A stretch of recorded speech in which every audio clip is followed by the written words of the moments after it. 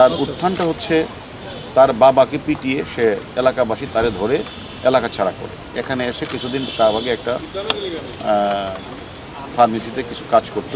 সেখানে ওষুধ তৈরি করার কারণে তাকে সেখান থেকে বের করে দেওয়া হয়। এরপরে সে একটা পর্যায়ে কিছু লেখাপড়াও করেন।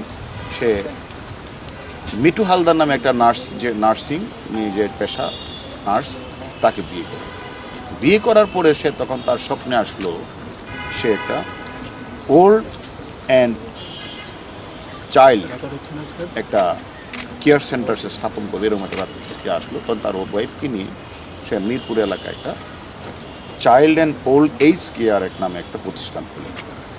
এখন সেখানে খুলে আসলে এই যে তার বাচ্চা শিশুদেরকে নিয়ে আসতো, আর বৃদ্ধ মানুষগুলি যারা সেখান থেকে গরিব তাদেরকে নিয়ে আসতো।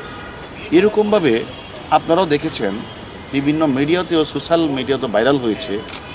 সেখানে এগুলি সে প্রকাশ হয়েছে এবং সে বলেছে যে আমরা সেখানে অপারেশন থিয়েটার আছে, সেখানে মানুষকে সে বিভিন্ন ধরনের সেবা। তাহলে অপারেশন থিয়েটার থাকে হাসপাতাল থেকে, তারও তো লাইসেন্স থাকতে হবে, সে লাইসেন্স নেই।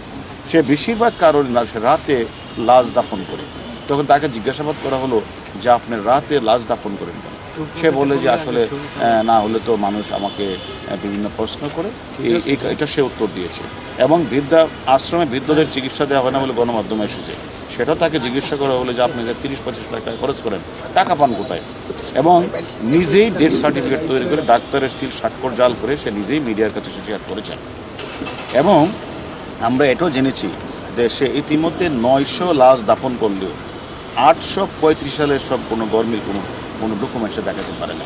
এবং তাকে জিজ্ঞাসাবাদ করলে যে তুমি এগুলি লাশগুলির পিছনে তোমার কারণ কি, এই লাশগুলি তুমি রাতে দাফন করো এগুলি, তখন কোনো এক সময় দেখা যায় যে সেখানে পাশে একটা মস্তিষ্ক, সেখান থেকে প্রশ্ন উঠেছে যে কিডনির পাশে সেখানে রক্তের দাগও রয়েছে।